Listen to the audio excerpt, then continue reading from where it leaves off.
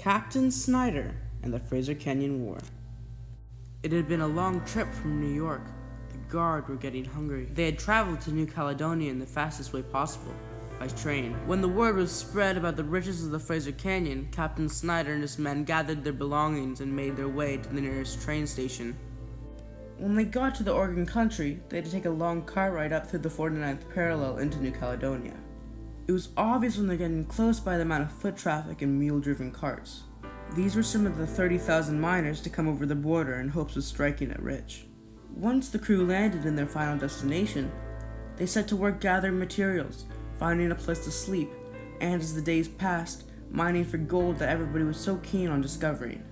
As conflicts with the surrounding Aboriginal increased, pressure was put on Captain Snyder to take power and organize troops for the eventual war to come. The miners organized themselves into 6 volunteer militias, each with their own incentives. Captain Snyder and the New York Pike Guard believed that this war should be one of pacification, not extermination. This gave Captain Snyder the perseverance to travel to Lytton, where he was able to convince the 27 chiefs gathered throughout the traditional lands of the Inklakatma to agree to a peace treaty, stopping the war right in its tracks.